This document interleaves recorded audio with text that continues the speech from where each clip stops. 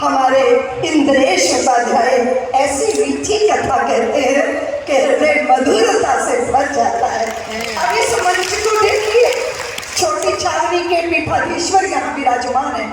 महाराज श्री नृत्य गोपाल दास जी, बड़े महाराज श्री, शुरू से लेकर राम जन्मभूमि के आंदोलन में परमहंस जी महाराज, बड़ी छावनी के महाराज और हमारे सुनाम धन्य योगी जी के गुरुदेव अवैधनाथ जी महाराज, पूज्य गोविंद गिरी जी महाराज और मेरे गुरुदेव युग पुरुष स्वामी परमानंद जी महाराज, माननीय श्री अशोक सिंगल जी, आचार्य गिरिराज किशोर जी, जाने कितने कितने संतों ने संकल्प लिया था बुंदेलखंड के बंधुओं के कंकर कंकर कोटि कोटि हिंदू जन का हम ज्वार उठाकर मानेंगे, सौगंध राम की खाते हैं हम मंदिर वही कंकर कंकर शंकर इसका प्राण प्राण में गीता है, जीवन की धड़कन रामायण पग पग पर बनी पुनीता है, यदि राम नहीं है श्वासों में तो जीवन का घट रीता है, नरनार श्री पुरुषोत्तम का हम मंदिर भव्य बनाएंगे, सौगंध राम की कहते हैं हम मंदिर वही बनाएंगे। सनातनियों का संकल्प, और याद रखना सनातनियों, जिस संकल्प के आगे कोई विकल्प नहीं होता वो संकल्प सिद्धि के द्वार पर खड़ा कर देता है। जब यहाँ छोटी सी एक फिल्म दिखाई गई तो बागेश्वर वाले हमारे धीरेन्द्र कृष्ण जी की आंखों से अश्रु की धारा बह रही थी। सनातनियों का संत जो होता है ना, उसके हृदय में करुणा होती है और उसके आचरण में क्रांति होती है, और जब क्रांति और करुणा का मिलन हो जाता है तो युग परिवर्तित हो जाता है। हम हिंदू राष्ट्र की कल्पना करते हैं। हिंदू राष्ट्र की कल्पना को साकार करने के लिए क्या चाहिए सनातनियों, क्या चाहिए? तुम सबके बीच में एकात्मता, एकता। हम यदि आपस में बट जाएंगे, हिंदू चेतना के बिंदु धुंध लाएंगे। वाल्मीकि सीता को कैसे निभाएंगे, राम शबरी के बेर कैसे खाएंगे, हरिजन सवर्ण पिछड़ों के ये नाते, इन्हें तोड़ने की जो साजिश रचाते, उन्हें हम धूल में मिला के रहेंगे। हम हिंदू राष्ट्र बना के रहेंगे। अपनी दुर्बलता का त्याग करना, आंखें भीग गई। शायद ही कोई इस मंडप, विशाल मंडप का कोई व्यक्ति या कोई भगिनी होगी जिसकी आंखें न भीगी होंगी। वे जो दिव्यांग है, वे जो दरिद्रता से लड़ रहे हैं, वे जो असहाय है, जिनके सर पे छत नहीं है, जिनको पुत्री तो पैदा हो गई पर उसको पढ़ाने की भी सामर्थ्य नहीं है, फिर क्या होता है? बेटियां बोझ लगने लगती हैं। मैं रितंभरा से दीदी मां क्यों बनी, आप सब जानते हो। मैंने एक कचरे की पेटी में एक क्रंदन सुना था। मैंने पूछा तुम कौन हो, क्यों रो रहे हो?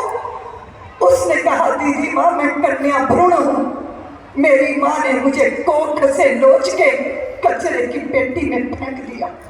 अगर मेरी मां मुझे जन्म देती तो मैं कल्पना बनकर आसमान में छा जाती, लता बनकर संगीत की दुनिया में अमर हो जाती।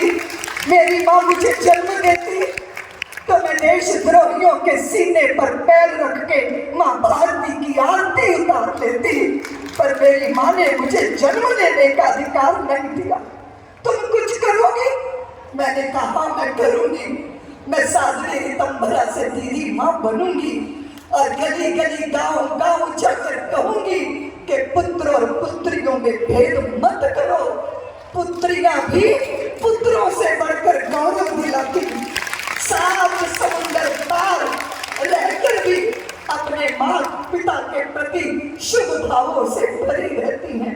कितनी विपरीतताएं। बीच का समय तो ऐसा था कि बेटी की हत्या हो रही है, पेट में बेटी की हत्या हो रही है। क्यों हो रही है? क्योंकि विवाह कैसे होगा, कौन स्वीकार करेगा, कहीं बलात्कार की शिकार न हो जाए।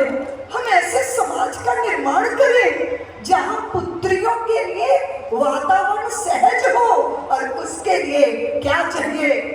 उसके लिए हमें धर्म सत्ता चाहिए, हमें हिंदू राष्ट्र चाहिए, सनातन की जय जयकार चाहिए, चित्त में संस्कार चाहिए। इतनी विपरीतताओं के बाद भी मैंने देखा कि बोए जाते हैं बेटे पर उग जाती हैं बेटियां, पढ़ाए जाते हैं बेटे पर पढ़ जाती हैं बेटियां, और एवरेस्ट की चोटी पे धकेले जाते हैं बेटे पर चढ़ जाती हैं बेटियां।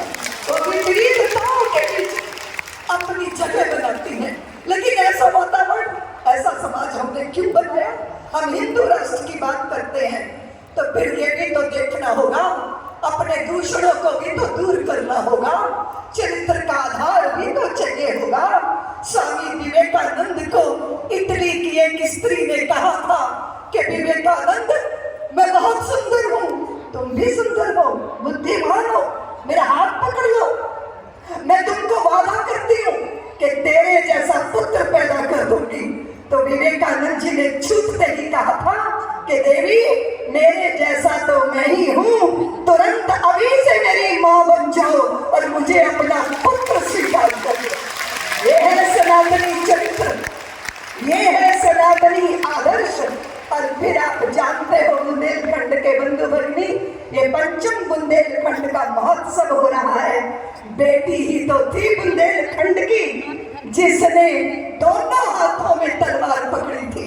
दुनिया कहती है स्त्री को ममता ले डूबती है, पर बुंदेलखंड की पुत्री ने उस ममता को पीठ से बांधा था, घोड़े पर सवार हो गई थी और घोड़े की बागडोर को दांतों में दबा दिया था, दोनों हाथों में तलवार पकड़ी थी।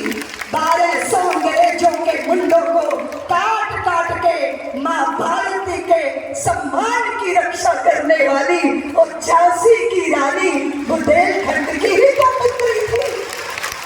उससे निश्चित कर दिया, स्त्री माँ होना और राष्ट्र के लिए अर्पित होना कैसे होता है।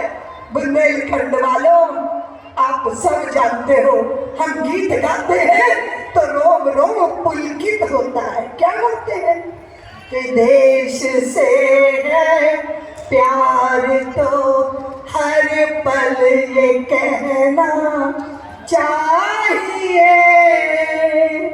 मैं रहूं